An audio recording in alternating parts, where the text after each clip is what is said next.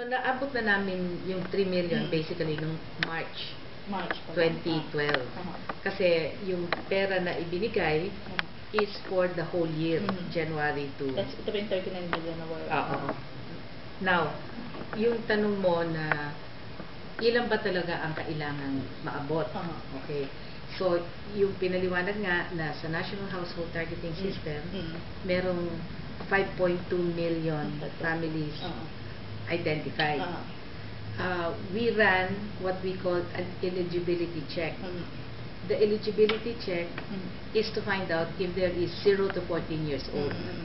And so far, ang lumalabas dun sa eligibility check, dun sa database, is 4.2 to 4.6 million families. So if we will add, which is the proposal that we have made, for 2013, another 700,000, that would make our served families at 3.8 million. 3,800,000, no? So that is for 2013. So that by 2014, we will be able to finish on the assumption that it's 4.2 or 4.6. Maabot na namin silang lahat. But note that at the end of 2013, which is December 31, 286,000 families are going to be out of the program because they reached the 5 years already. Because we started it in 2008. Sila doon.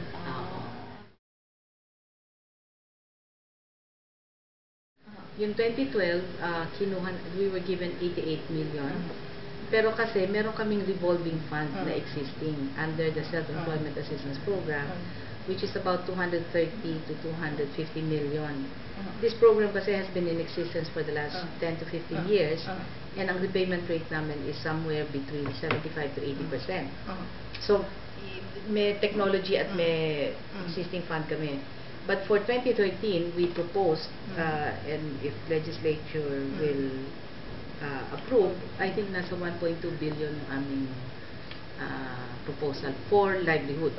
Hiwalay sa CCT. So, pero ma'am, this year, ilan yung, half pa lang tayo, or anong latest figure natin for 2011, kunwari yung mga nabigyan ng livelihood yung 2011, after na mag-benefit sila from this? Mga 60,000, mga 60 to 62,000. So, yung latest na ngayon, first half natin for this year, wala tayong... No, wala sa akin ngayon, but we can get it. We can ask. Ano po ito? 60,000 individuals, not families naman. Individuals. Families. Families. Okay. Justice for this program. It's about 1.8 billion from 2008 to 2012. Tingnan ko kung meron ako. Dollars.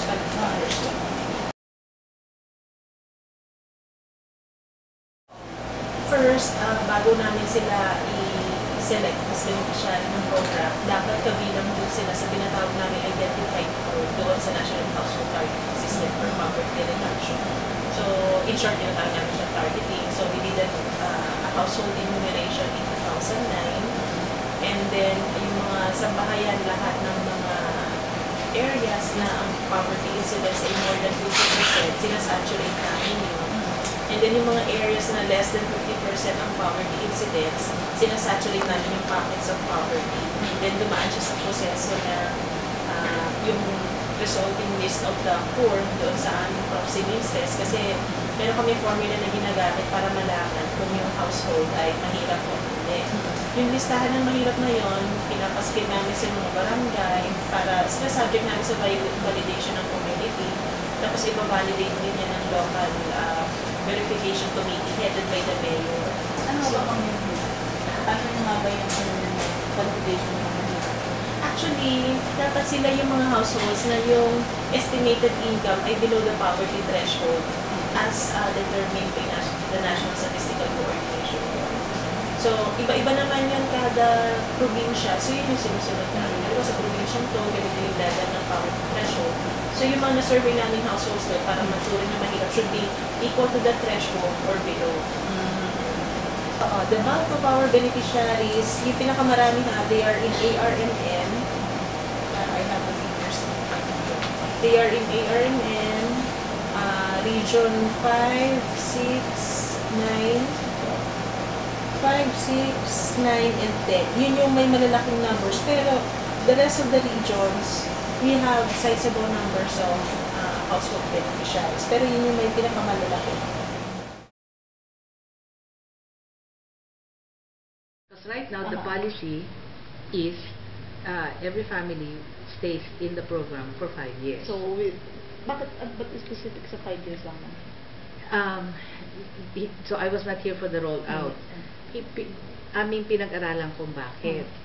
Yun yung tansya ng aking mga kasamahan and Secretary Cabral na the reasonable time for families to be assisted so that they can be given kumbaga the booster, the pump priming to keep their children in school. That 286,000 families will be out of the program by December 31, 2013. What we are aiming for is between now and December 31, 286,000 families will go to self-reliance. And yung ginagawa namin to assist them to get to self-reliance is in addition to the continuing conditional cash transfer of keeping the children in school and healthy, we are providing sustainable livelihood support through community-driven enterprise development, and we lend 10,000 pesos per family,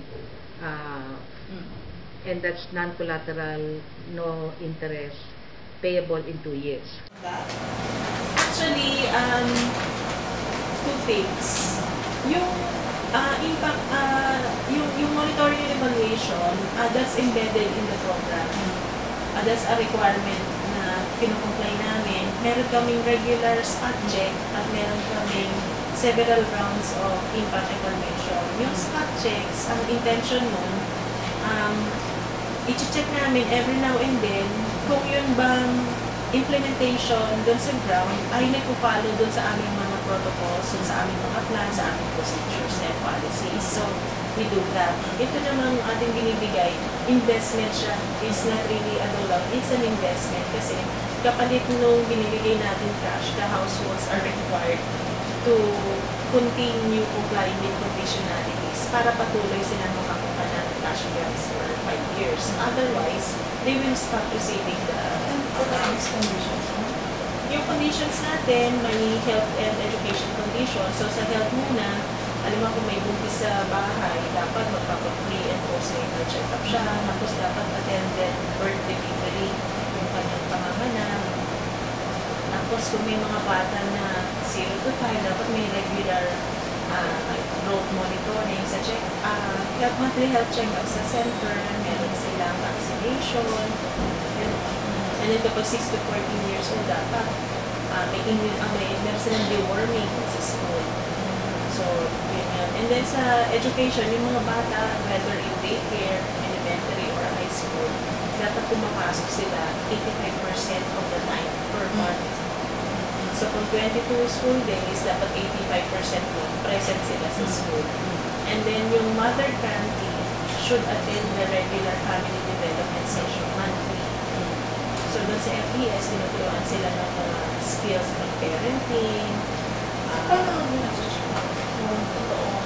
may monitoring. Meron kami monitoring. But they can always say, they can only play, kapartner namin yung health personnel tsaka education. Kung musisi, every 2 months, binibigyan namin ng forms yung mga teachers tsaka health center worker. Andun yung listahan ng mga beneficiaries namin. I-check nila kung compliant o non-compliant yung beneficiaries. Pag compliant naman. Kapag compliant, tuloy-tuloy. Oo, tuloy-tuloy lang yung grants nila. Pero pag non-compliant, bawas yung grants. As long as they comply with the conditions, hindi naman namin tinitingnan o may monitor paano nila ginagasta yung pera. Although we have a negative list. Halimbawa, pinagbabawal namin na yung mga beneficiaries natin na involved in vices and gambling. O yun na nga eh. Pero ano naman yan, depende yan. Kasi alam nyo sa community, pag magkakakilala yung mga tao dyan, alam naman nila kung sino-sino yung mga beneficiary. May mga nagsusumbong na baka yung pera ginagamit. Although yung konsepto natin ng pera, fungible. Kumaga, hindi mo masasabi talaga na yung ginamit niya na pera for this purpose, ayun talagang ibinigay mo. Kasi you can direct it anywhere, di ba? You can use it anyhow.